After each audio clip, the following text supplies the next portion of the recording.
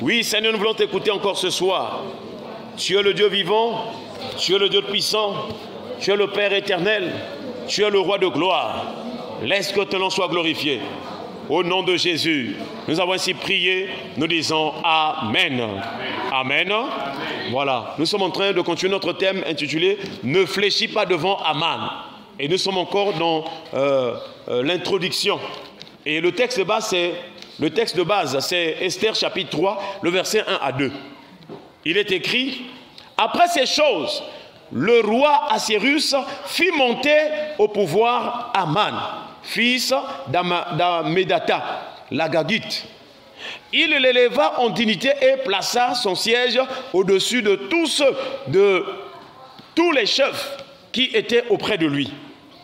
Tous les serviteurs du roi qui se tenaient à la porte du roi fléchissaient le genou et se prosternaient devant Haman, car tel était l'ordre du roi à son égard. Mais Mardochée ne fléchissait point le genou et ne se prosternait point. Est-ce qu'on peut acclamer le Seigneur? Voilà donc, chers frères et sœurs, le texte sur lequel Dieu est en train de nous parler. Et nous sommes encore, comme je l'ai dit en amont, sur l'introduction. Et dans ce texte, j'allais dire dans ce thème, il y a moins de mots-clés. Ne fléchis pas devant Aman. Le premier mot, c'est le verbe fléchir. Et nous avons commencé à définir depuis hier le verbe fléchir. Fléchir veut dire faire plier progressivement, sous un effort, sous une pression, faire courber. C'est ce qu'on appelle vraiment fléchir. Et donc nous voyons que Aman a pour but de pousser les gens, de faire pression aux gens afin que les gens fléchissent devant lui. Et c'est ce qui se passait. Lorsqu'on a rapporté à Aman, lorsque Aman a vu que vraiment il y a quelqu'un, un hébreu, qui ne fléchissait pas, Aman s'est irrité. Et il a commencé donc à oppresser. Il a même projeté la mort contre les enfants d'Israël. Donc le but d'Aman, c'est d'imposer les gens à fléchir devant lui. Or, nous savons que les choses que la Bible nous dit dans l'Ancien Testament ont aussi un rapport spirituel dans la Nouvelle Alliance. Alléluia. Amen. Voilà pourquoi, si Aman, physiquement, est en train de faire pression pour que Mardochée fléchisse devant lui, ça veut dire qu'il y a une puissance, il y a une personne, il y a un esprit qui travaille aussi pour oppresser les âmes. Et nous savons, nous croyons que le persécuteur des âmes, c'est le diable, c'est Satan. Alléluia. Amen. Si aujourd'hui les hommes souffrent, si aujourd'hui les hommes ont des difficultés, parce qu'il y a un persécuteur, il y a quelqu'un qui impose les souffrances, c'est Satan. Et c'est pourquoi dans 1 Pierre, chapitre 5, à partir du verset 8 jusqu'au verset 9, la Bible déclare, veillez, soyez sobres. Veillez, car votre adversaire le diable rôde autour de vous comme un lion rugissant, cherchant qui il dévorera. Et le verset 9 dit, résistez-lui avec une foi ferme. Est-ce qu'on peut acclamer le Seigneur? Donc il faut résister afin que tu ne puisses pas fléchir. Si tu ne résistes pas, tu vas fléchir. Parce qu'il y a une pression, il y a une charge, il y a une puissance que le diable déverse sur les hommes afin que ceux-ci fléchissent devant lui. Mais nous avons la grâce. Puisque nous avons cru en Jésus comme Seigneur et Sauveur, Jésus nous a donné son Esprit Saint. Et quand tu pries, lorsque tu mènes une vie intense de prière, la puissance du Saint-Esprit te donne la force de résister à Satan au nom de Jésus. Amen. Chers frères et sœurs, peut-être que les années passées, peut-être que les mois passés, peut-être qu'il y a quelques jours, tu avais fléchi devant Aman. Ce soir, le Seigneur te dit, relève-toi au nom de Jésus. Amen. Que quiconque te faisait fléchir tombe au nom de Jésus. Amen. Mardochée a eu la victoire parce que, chers frères et sœurs, lorsque les autres fléchissaient, lui, il n'avait pas fléchi. Toi aussi, en tant qu'enfant de Dieu, quel que soit ce qui tombe, la Bible déclare que 1000 tombent à ton côté et 10 000 à ta droite, tu ne seras pas atteint. De tes yeux seulement tu regarderas et tu verras la rétribution des méchants. Alléluia.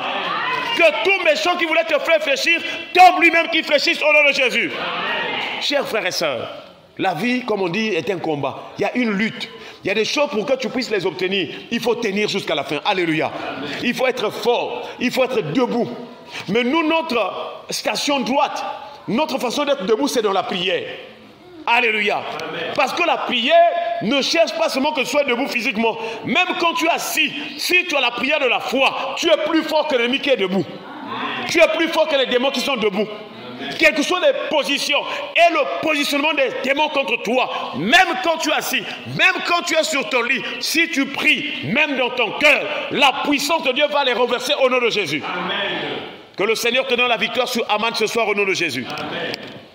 Fléchir veut dire céder peu à peu. Beaucoup de gens ont bien commencé leur vie. Beaucoup de gens avaient même des activités. Beaucoup de gens avaient une bonne vie de prière. Mais ils ont commencé à céder peu à peu jusqu'à ce qu'ils se sont, pour ne pas dire, pour ne pas exagérer, ils ne se sont pas éteints, c'est vrai. Mais quand même, ils sont descendus plus bas. Chers frères et sœurs, fléchir veut dire aussi perdre de sa force. Perdre de sa rigueur. En tant qu'enfants de Dieu, nous avons des normes que Dieu nous a données. Quelle que soit la pression du diable dans ce monde, quelles que soient les choses qu'il apporte dans ce monde, tu n'es pas obligé de les faire, même si tout le monde est en train de suivre la voie là. Voilà pourquoi il faut de la rigueur. Il faut vraiment du sérieux. Chers frères, nous vivons un moment terrible parce qu'il y a des faux docteurs, des faux prophètes qui sont venus prêchant comme la grâce, mais une fausse grâce. Pour dire que non, comme il y a la grâce, Dieu a déjà tout fait, il t'a déjà sauvé, donc même s'il y a des faiblesses, Dieu va comprendre. Non! La grâce nous enseigne à renoncer à l'impiété et au convoitisme mondain. Le signe que tu vis dans la grâce, tu dois quitter le monde. Le signe que tu es en Jésus, tu dois produire des fruits que le monde n'a pas. Lorsque Jésus a parlé du Saint-Esprit, il a dit, je crois dans Jean chapitre 14, à partir du verset 15, il dit, si vous m'aimez, gardez mes commandements. Et moi, je prierai le Père et il vous donnera un autre consolateur, l'Esprit de vérité que le monde ne connaît pas. Alléluia. Donc le signe que tu es en Christ, il doit avoir une différence. Il doit avoir des choses en toi, même dans ton parler, même dans ta conduite, même dans ta manière de faire. Il doit avoir des choses que tu as qui sont différentes des choses du monde. Est-ce qu'on peut acclamer le Seigneur? Et nous prions ce soir que Dieu te délivre de l'esprit du monde au nom de Jésus. L'esprit du monde ne connaît pas les choses de Dieu. L'esprit du monde conduit les gens dans les convoitises, les mauvais désirs. Et c'est pourquoi Paul a dit, nous n'avons pas reçu l'esprit du monde. Nous avons reçu l'esprit qui vient de Dieu, par lequel nous connaissons les choses que Dieu nous a données par sa grâce. Amen. Dieu a ses choses à lui. Le monde aussi, on a ses choses. Frères et sœurs, qu'est-ce que tu as en toi? Est-ce que tu as les choses du monde ou tu as les choses de l'esprit de Dieu? Le monde est en train de partir à sa fin. Le monde passera. Et ça convoitise. Tous les plaisirs, les désirs que vous voyez là, ça passera. Tout ce que vous voyez là, les boîtes, les mouvements de ce monde, passeront. Si déjà même les cieux passeront. Si la terre, combien a plus forte raison les mouvements du monde? Comment a plus forte raison le système que le diable a placé? Mais papa pasteur, pourquoi le monde va passer? Mais parce que celui qui gère ce système du monde là, un jour, il sera jeté dans les temps de feu. Est-ce qu'on peut dire amen? Comme celui qui gère, celui qui pousse les gens. Mais si déjà on lui a jeté dans les temps de feu, alors le système aussi s'écroule et tombe au nom de Jésus. Amen. Voilà pourquoi je t'en supplie, donne-toi à Jésus. Cherche les choses de Dieu, parce qu'elles sont éternelles. Elles ne périssent point. Quand tu reçois les choses de Dieu, ça ne peut pas pourrir. La vie éternelle ne pourrit pas.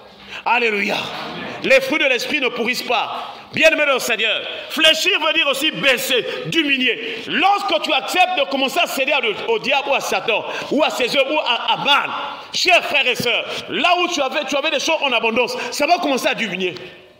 Là où tu étais protégé bien, tu étais vraiment un peu grasse, la santé était bonne, tu vas commencer à diminuer.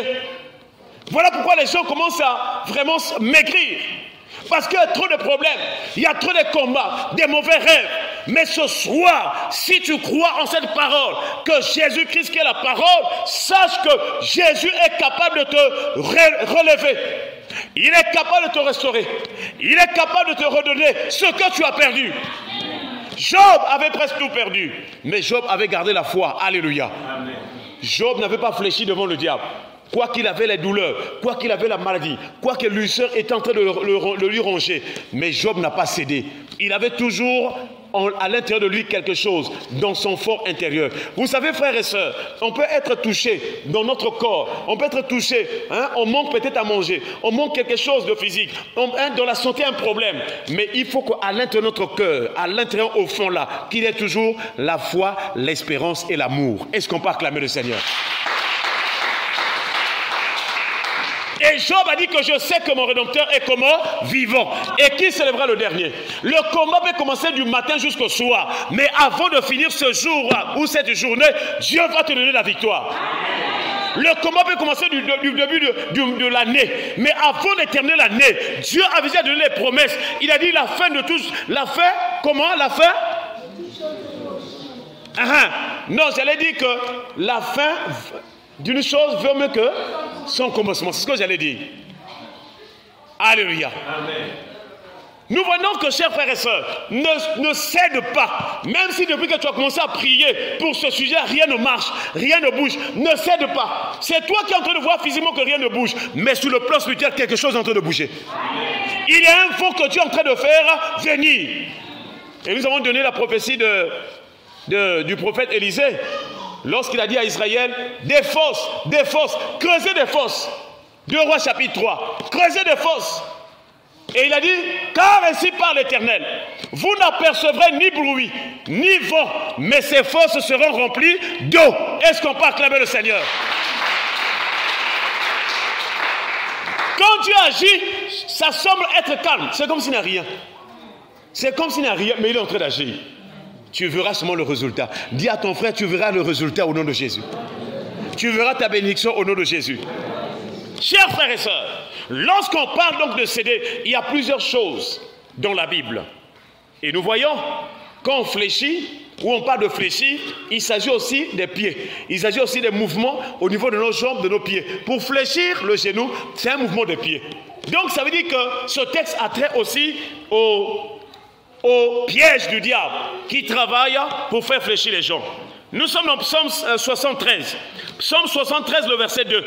Il est écrit, Psaume 73, le verset 2, il est écrit, toutefois, mon pied allait fléchir, mes pas étaient sur le point de glisser. Est-ce qu'on peut acclamer le Seigneur?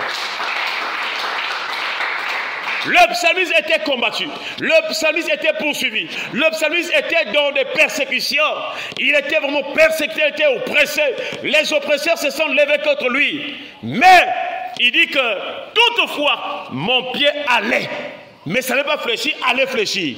Il y a des moments quand tu vois, c'est comme si tu commences, là je n'en peux plus, je n'en peux plus, je n'en peux plus, mais sache qu'avant la fin, avant la dernière minute, Dieu te relèvera au nom de Jésus. Amen. Est-ce qu'on peut acclamer le Seigneur? Il dit, mes pas étaient sur le point de glisser. Il y a des pièges qui font que les gens glissent et tombent. Il y a des pièges spirituels. Oui, chers frères et sœurs, quand tu vois que ça ne marche pas, ça veut dire que tu es tombé spirituellement. Mais physiquement, tu marches. Donc, quand la Bible parlait des pas, des pieds, il s'agit des choses spirituelles. Alléluia. Amen. Tant qu'on n'a pas touché une personne sur le plan spirituel, les choses de sa vie continueront à marcher, à bien fonctionner. Mais quand on atteint une personne sur le plan spirituel, c'est là où aussi physiquement les choses ne vont plus vraiment marcher. Alléluia. Amen. Et le psalmiste, quand il parle ainsi, vous savez que ce sont les choses spirituelles. Il parlait beaucoup plus de la vie de son âme. Il parlait beaucoup de la vie spirituelle. Et il voyait cela spirituellement. Il voyait cela dans une vision. Il voyait beaucoup de choses. Voilà pourquoi il disait toutes ces choses. Il dit, toutefois, mon pied allait fléchir. Est-ce que toi aussi ce soir tu es venu, tu allais fléchir? Est-ce que tu allais céder à une promotion du diable, à une séduction? Est-ce que tu allais fléchir? Est-ce que tes pas étaient sur le point de glisser? Est-ce que tu as déjà glissé? Nous, ce soir, nous prions que la main du Seigneur vienne te toucher, vienne te ramasser, vienne te relever au nom de Jésus. Amen. Alléluia. Amen. Que la main du Seigneur te soutienne. Peut-être que tu es tombé déjà, mais j'aimerais te rappeler ce soir, même s'il arrivait que tu tombes devant l'ennemi, il y a des promesses pour ton enlèvement au nom de Jésus. Amen. La Bible déclare, l'Éternel soutient ceux qui tombent et il redresse ceux qui sont courbés. Est-ce qu'on peut acclamer le Seigneur? Nous prions que dans ce programme, que tous ceux qui étaient tombés, tous ceux qui étaient en train de glisser, que le Seigneur les restaure, que le Seigneur les guérisse, que le Seigneur les rétablisse, que le Seigneur les rende fermes au nom de Jésus. Amen. Chers frères et sœurs, tu as passé beaucoup d'années, tu as perdu beaucoup d'années, mais il y a un temps pour toutes choses. Ne te laisse pas faire, parce que tu as la foi, tu as la parole, tu as l'esprit. Ne te laisse pas faire par les mensonges et les ruses du diable. Quelle que soit la mauvaise pensée qui te vienne en tête, chasse-la au nom de Jésus. Dis à cela, arrière de moi Satan. Chers frères et sœurs, Dieu a des meilleures promesses pour toi. Il y a des grandes choses qu'il va faire dans ta vie. Mais tu dois comprendre la marche avec lui. Et le diable attaque souvent les pieds. Parce qu'il sait que si les pieds fléchissent, si les pieds sont malades, la personne ne peut plus aller au travail. La personne ne peut plus faire quoi que ce soit. Le diable connaît ce secret-là. Mais nous croyons qu'il y a une personne qui peut affermir nos pieds au nom de Jésus. Amen. Il y a une personne qui peut affermir nos pas, chers frères et sœurs. Parce que lui-même, le Seigneur, il a été frappé. Il a été vraiment insulté. Mais il a tenu jusqu'à la croix. Alléluia. Amen. Il a tenu jusqu'à la croix. Et même quand il était mis dans le sépulcre, le 3e jour, il a tenu devant la mort. Est-ce qu'on peut acclamer le Seigneur? Si le Seigneur a démontré sa puissance, même jusqu'à la mort, quelle est la situation dans ta vie qui peut paraître difficile devant lui? Il n'y en a aucune. Alléluia. Amen. Il n'y en a aucune. Voilà pourquoi j'aimerais te rappeler, j'aimerais nous exhorter ce soir. Ne regarde pas la dimension de tes souffrances, ne regarde pas à la dimension de tes problèmes, ne regarde pas à la grandeur ou à l'ampleur de ce que tu traverses, excusez-moi, mais regarde à la puissance, à la toute-puissance de Dieu. Alléluia. Dans ton cœur, dis toujours que Dieu fera grâce. Dieu est tout-puissant. Dieu ne m'a pas oublié. Jésus ne m'a pas abandonné. Ça marchera. Alléluia. Amen. Ça marchera. Laisse les gens se moquer de toi. Laisse les gens te rejeter. Laisse. Les hommes, c'est leur habitude. Il y a d'autres personnes, c'est le diable qui les envoûte pour qu'ils puissent te persécuter, te faire du mal. Mais ils ne savent pas que la méchanceté ne saurait sauver les méchants. Ne crains rien. Alléluia. Amen. Les pieds, c'est cet élément où les membres, ce sont les membres de notre corps qui constituent le support. Pour se lever, pour tenir debout, il faut les pieds. Donc tout le poids des membres supérieurs vient se reposer sur les pieds. Donc le pied ou les pieds veut dire le soutien. Demain, nous verrons encore une autre signification. Et nous prierons avec ces sujets. Alléluia. Baissons les têtes de la prière. Tu vas remercier le Seigneur pour sa parole. Et levons-nous à prier le Seigneur au nom de Jésus. Remercie le Seigneur, remercie le Seigneur. Dis Seigneur, merci pour ta parole qui me fortifie ce soir.